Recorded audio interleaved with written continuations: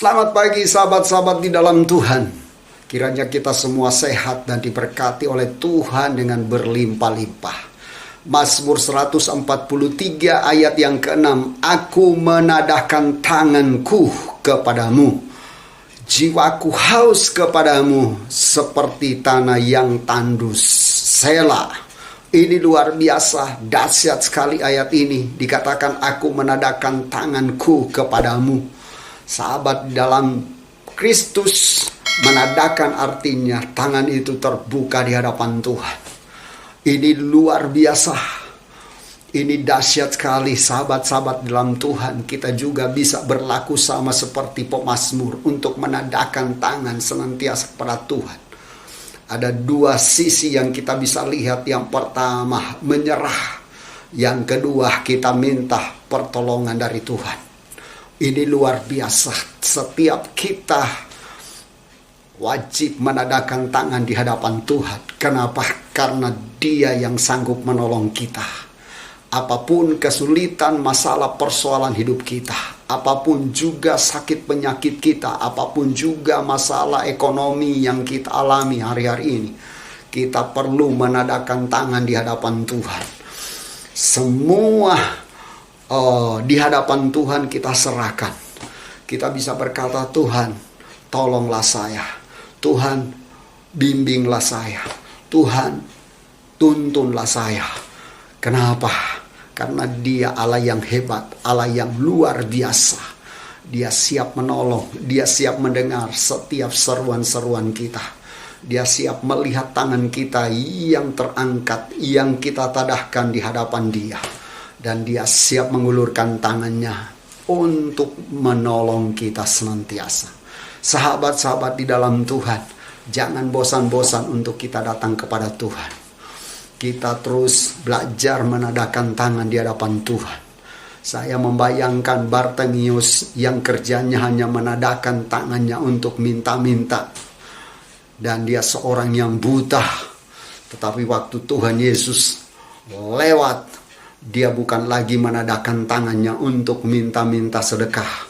Tapi dia menadahkan kedua tangannya dan dia berseru-seru, tolonglah aku Tuhan Yesus, sembuhkanlah aku Tuhan Yesus.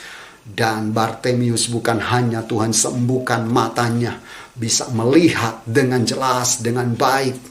Dan bisa membawa Bartimius untuk kembali beraktivitas dengan baik, bisa bekerja kembali dengan baik. Tapi Bartimius juga mengalami anugerah dan keselamatan kekal yang datang daripada Tuhan Yesus Kristus yang luar biasa. Jadi Allah kita Allah yang luar biasa. Allah yang selalu memberikan surplus, memberikan bonus-bonus yang luar biasa bagi kita. Mari tadahkan tangan kita, maka Dia akan menolong. Pada waktu Elia menadahkan tangannya untuk minta pertolongan Allah, sehingga hujan bisa turun, maka Tuhan juga mendengar doa Elia.